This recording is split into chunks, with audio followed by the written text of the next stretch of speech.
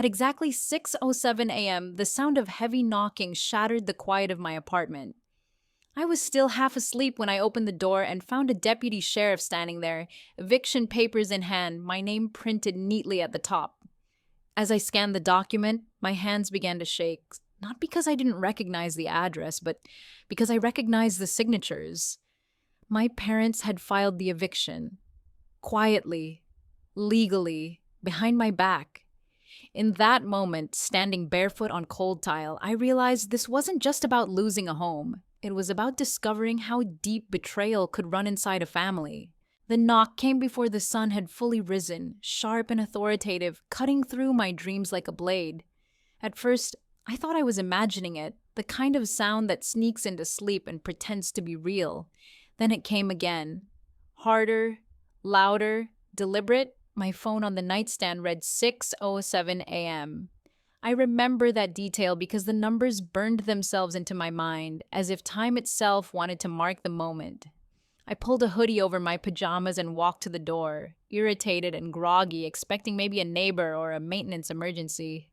When I opened it, the hallway light spilled in, and standing there was a uniformed deputy sheriff, calm, unmoving, holding a manila folder like it weighed nothing at all. He said my name, Amelia, with professional neutrality, not unkind, but not warm either. I nodded, suddenly aware that my heart was beating far too fast for someone who had only just woken up.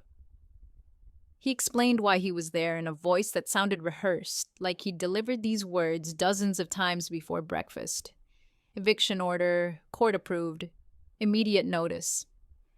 I stared at his mouth as it moved, struggling to connect the words into meaning because eviction was a word that belonged to other people's lives, to news stories and late-night shows, not to my quiet apartment with mismatched mugs and a plant I kept forgetting to water. When he handed me the papers, the weight of them surprised me. The pages trembled in my hands as I scanned the top, my eyes darting to the address first, desperate for some mistake. But the address was right. My address. The place I'd lived in for 3 years, the place I'd painted myself, the place where I paid utilities, fixed leaky faucets, and built a life I thought was mine. Then my eyes moved lower, and that's when the air seemed to leave my lungs all at once. The property owner's name, the signatures, my father's name, Robert Hale, typed cleanly in black ink, my mother's signature looping beneath it, unmistakable even after all these years. I remember asking the deputy if there had been an error, my voice sounding strange to my own ears, thin and distant. He shook his head gently, not unsympathetic but firm. He explained that everything was legal, that notice had been sent weeks ago, that the court had ruled. I told him I had never received anything, and he only repeated that it had been delivered, mailed, filed, completed. Each word felt like a door closing. I stood there barefoot on cold tile, clutching papers that proved my parents had taken deliberate steps to remove me from my own home without a single conversation. As the deputy spoke about timelines and next steps, my mind drifted backward through memories that suddenly rearranged themselves into something darker. My father insisting the apartment stay in his name for tax reasons. My mother brushing off my questions with tight smiles, the way they always reminded me they were helping me, as if generosity were a debt I could never repay. What I had believed was protection now felt like a trap, one that had quietly tightened while I was busy living inside it. The deputy finally asked if I understood, and I nodded again, though understanding felt like the wrong word. He left me there in the doorway as politely as he'd arrived, and when the hallway went silent again, the quiet felt heavier than the knocking ever had. I closed the door slowly, leaned my forehead against it, and stared at the eviction order in my shaking hands, realizing that the people who were supposed to keep me safe had instead chosen paperwork, secrecy, and legal force, and that whatever I thought my life was before 6 a.m. no longer existed in the same way it had just minutes earlier. The truth didn't arrive all at once. It seeped in slowly, threading itself through memories I had once labeled as normal. After the deputy left, I sat on the edge of my couch, eviction papers spread across my lap, and began replaying my life with a clarity that felt cruel in its timing. My father, Robert, had always framed himself as the provider, the problem solver, the man who stepped in when things got difficult. When I was younger, I admired that about him. He liked control, but he called it responsibility. He liked authority, but he wrapped it in concern. And I, like everyone else in the family, learned early that questioning him came with consequences that were never loud, never obvious, just quietly suffocating. I remembered how he insisted on handling the lease for the apartment years ago, brushing aside my attempts to put it in my own name.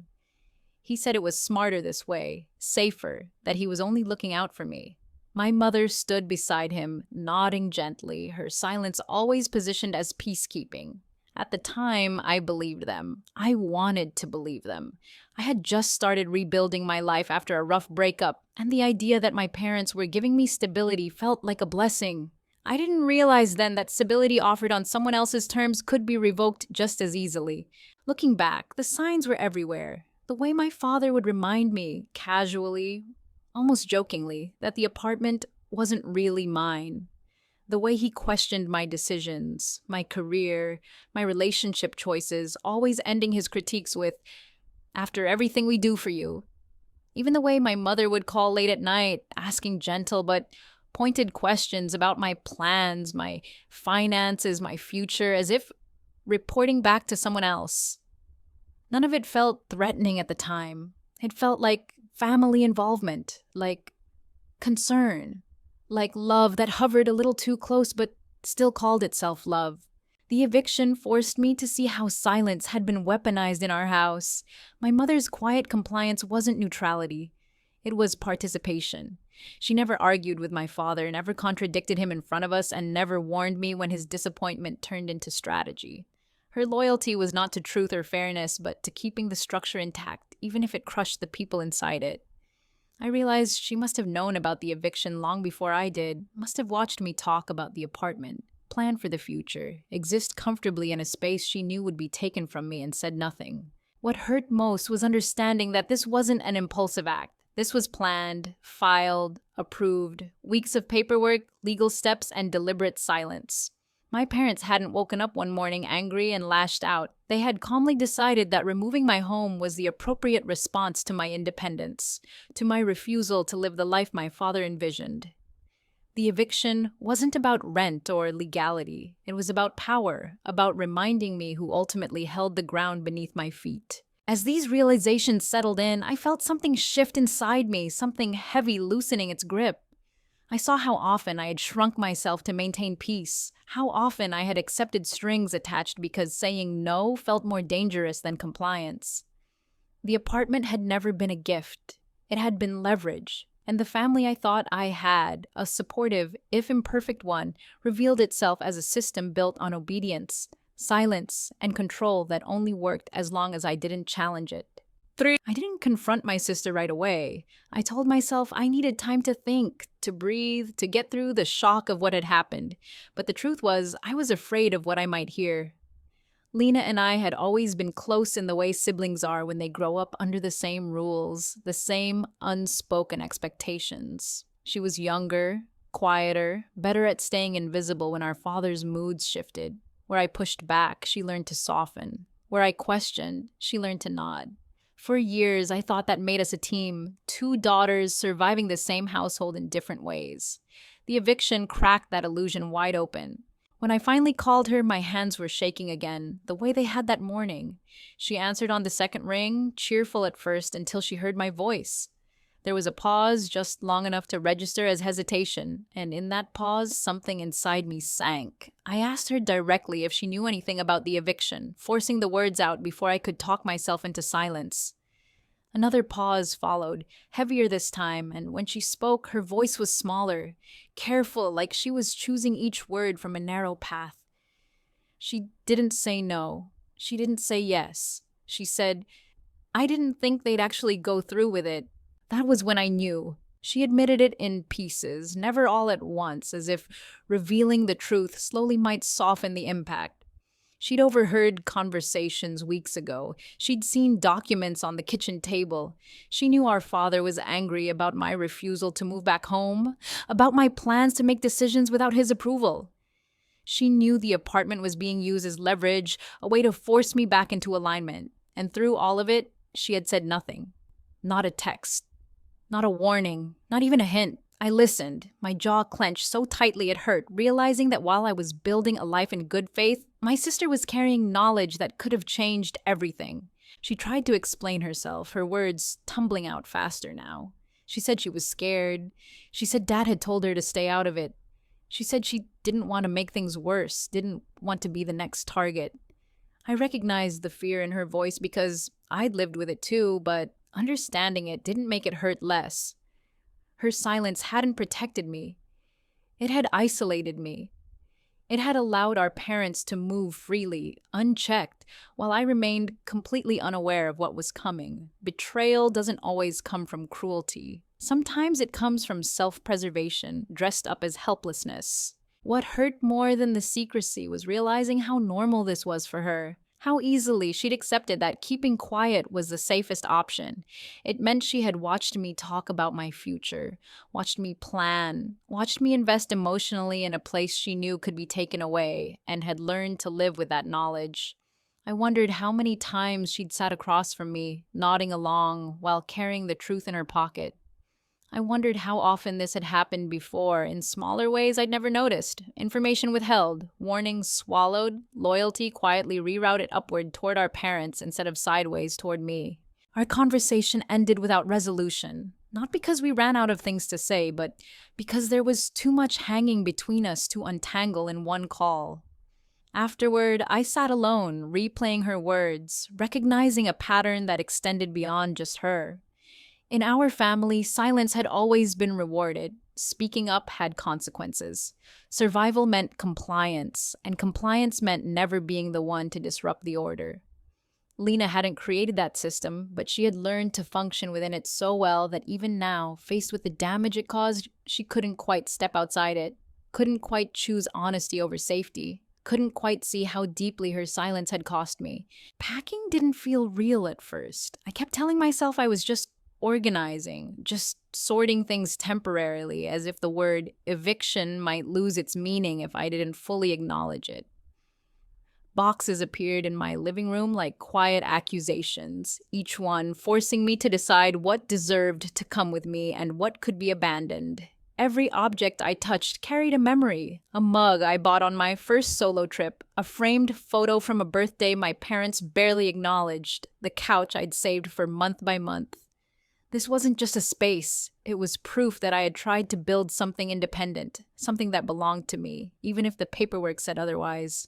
The humiliation crept in unexpectedly, not loud or dramatic, but subtle and persistent. I felt it when I carried trash bags down the hallway, aware of neighbors' doors, of imagined eyes behind peepholes. I felt it when I called utility companies to explain I needed to close accounts sooner than planned, stumbling over explanations I didn't fully understand myself. I felt it when I realized I couldn't invite anyone over anymore, couldn't pretend things were normal, couldn't hide the fact that my life had been abruptly dismantled by people who claimed to love me. Losing the apartment wasn't just about displacement. It was about being exposed, about having my private unraveling spill into the public space of everyday logistics. Anger followed close behind, not the explosive kind I'd always associated with confrontation, but a deep, simmering resentment that settled into my chest and stayed there. I was angry at my parents for choosing legal force over conversation, for turning something as intimate as shelter into a weapon. I was angry at myself for trusting them, for ignoring the discomfort that had whispered warnings I'd brushed aside. I replayed moments where I could have insisted on independence, could have pushed harder, could have refused help with strings attached, and each replay tightened the knot of regret. It wasn't fair. I knew that intellectually, but logic didn't quiet the voice that told me I should have known better. As the days passed, grief slipped in alongside the anger. Grief for the version of my life I thought I had, for the sense of safety I'd built around family ties, for the belief that love didn't need contracts or leverage. I mourned the mornings I'd spent in that apartment, the routines that anchored me, the small comforts that made the space feel like home. I even grieved the relationship I thought I had with my parents, the illusion that support was unconditional, that disagreements didn't come with consequences this severe. The eviction stripped away more than walls and a roof. It stripped away assumptions I hadn't realized I was living under. Yet somewhere in the middle of the chaos, something unexpected began to surface. Clarity. As painful as the process was, it forced me to see my situation without the soft focus I'd always used to protect myself. The apartment had never truly been mine, and that truth extended beyond property lines. As long as my parents held the power to take something essential away, I was never fully autonomous. Every compromise, every swallowed objection, every attempt to keep the peace suddenly made sense in a new, harsher light. I wasn't failing to stand up for myself. I had been structurally prevented from doing so. Each box I sealed felt like a quiet acknowledgement of that reality. I wasn't just packing belongings. I was packing the last remnants of dependence, the final proof that I had accepted help that came with invisible terms. The eviction, brutal as it was, left no room for denial. It forced a reckoning I might have avoided indefinitely if things had remained comfortable. Losing the apartment hurt, deeply and persistently, but staying would have meant continuing to live under conditions I didn't choose, bound by obligations I never agreed to out loud, existing in a space where security could be withdrawn the moment I stepped out of line. Ethan didn't ask a lot of questions at first. When I called him, my voice uneven and strained, he simply listened, letting the silence stretch when I needed it to. By the time I finished explaining what had happened, the knock, the papers, my parents' names printed in ink, he was already on his way. He showed up with coffee I hadn't asked for and a calm presence I hadn't realized I was craving. He didn't try to fix everything with promises or solutions. He sat beside me on the floor among half-filled boxes and made the chaos feel momentarily contained, like it wasn't swallowing me whole.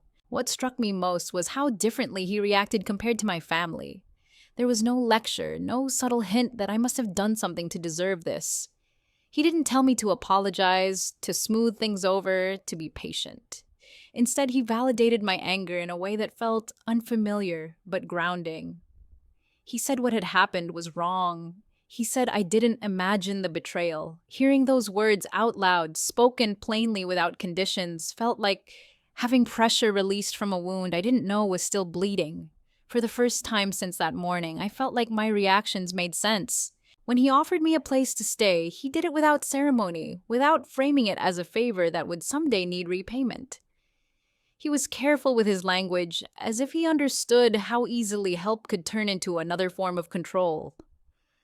"As long as you need," he said, not attaching expectations, not outlining rules beyond basic respect. The simplicity of it unsettled me at first. I was so used to support coming with invisible strings that part of me waited for the other half of the sentence, the quiet reminder of obligation that never arrived. Living with Ethan, even temporarily, revealed how deeply my sense of normal had been distorted. Decisions were discussed, not dictated. Boundaries were respected without being challenged. When I needed space, he gave it without offense. When I needed reassurance, he offered it without making it about his role in my life. These were small things on the surface, but to me, they felt revolutionary. I began to notice how often I braced myself for conflict that never came. How often I over-explained my choices as if I were still asking for permission. Each time Ethan responded with calm acceptance, something in me slowly recalibrated. There were moments when guilt crept in, uninvited and persistent. Years of conditioning had taught me that relying on someone meant indebting myself to them, that independence was fragile and easily revoked. I worried about overstaying, about becoming a burden, about history repeating itself in a different form. When I voiced those fears, expecting at least mild frustration, Ethan met them with patience. He reminded me that partnership wasn't a transaction, that support given freely didn't require repayment in obedience or silence. His consistency began to erode the old narratives I'd carried for so long. In contrast, my parents' voices echoed in my head, reminding me how different this was from what I'd known. They had always equated love with authority, care with oversight. Ethan's presence challenged that equation. He didn't need to manage my life to feel secure in it. He didn't need leverage to feel respected. Watching him move through the world with me, offering help without ownership, commitment without coercion, forced me to confront how little of that I'd experienced before. It wasn't that I had been asking for too much from my family, it was that I had been taught to expect too little. As days turned into weeks, the contrast sharpened. The eviction had stripped me of a physical home, but with Ethan, I experienced a sense of emotional safety that felt sturdier than any lease agreement. It wasn't about walls or furniture or whose name appeared on a document. It was about being seen as an equal, about having my autonomy respected even when I was vulnerable. In the quiet moments, shared meals, late night conversations, mornings that didn't begin with fear, I began to understand that what I was building now wasn't a replacement for what I'd lost, but something entirely different, something grounded in choice rather than obligation, something that allowed me to exist without shrinking, without bracing, without waiting for the floor to disappear beneath me. Cutting ties didn't happen in a single dramatic moment. There was no explosive argument, no final confrontation where everything was said and neatly resolved. Instead, it happened quietly through a series of deliberate decisions that felt both terrifying and inevitable. I stopped answering my father's calls first, letting them ring until the silence felt less heavy than his voice. I replied to my mother's messages with polite distance, the kind that sounds civil on the surface but leaves no room for intimacy. Each small boundary felt like stepping onto unfamiliar ground, unsure whether it would hold my weight, yet relieved to finally be moving forward instead of standing still. There was guilt, of course. It surfaced at night when everything was quiet, when old habits tried to reassert themselves. I questioned whether I was being ungrateful, whether walking away made me cruel or selfish. Years of conditioning don't disappear just because you recognize them. My father's voice lingered in my head, reminding me of sacrifices made, money spent, support given. But now, for the first time, I examined those memories without automatically assuming I owed something in return. I saw how often generosity had been used to secure compliance, how love had been framed as something that could be withdrawn if I stepped too far outside the lines drawn for me. Taking legal steps to separate myself from my parents' control felt surreal. I opened a bank account in my own name, redirected mail, changed emergency contacts. Each action was small on paper, but monumental emotionally. I was building a life where access to my safety, my finances, my shelter could not be used as leverage. There was fear in that independence, but also a sense of dignity I hadn't realized I was missing. I no longer had to anticipate moods, justify choices, or soften my opinions to maintain access to basic stability. The relationship with my sister shifted too, settling into an uneasy distance that neither of us named out loud. I no longer confided in her the way I used to, no longer assumed we were on the same side by default. Trust, once cracked, didn't shatter completely, but it no longer carried the same weight. I understood her fear more clearly now, but understanding didn't mean excusing the cost of her silence. I accepted that protecting myself meant accepting that some relationships would change permanently, even if no one openly acknowledged it. What surprised me most was how grief and relief coexisted without canceling each other out. I mourned the family I thought I had, the version of my parents who might have chosen conversation over coercion. I mourned the idea that loyalty would be mutual, that support wouldn't come with hidden clauses. At the same time, I felt lighter. There was no longer a constant undercurrent of tension, no quiet calculation of how my choices might be received. The absence of that pressure created space I wasn't used to having, space to think, to want, to plan without asking permission from people who had proven they would use it against me. Walking away didn't make me fearless. It made me honest. Honest about what had hurt me, about what I would no longer tolerate, about the cost of staying connected to people who valued control over connection. The eviction had been intended as a correction, a way to pull me back into alignment. But instead, it forced me to see the structure of my life clearly. What was meant to destabilize me became the moment I stopped negotiating my worth, stopped trading autonomy for approval, stopped mistaking obligation for love, and chose to build a future where my footing depended on myself rather than the fragile permission of others.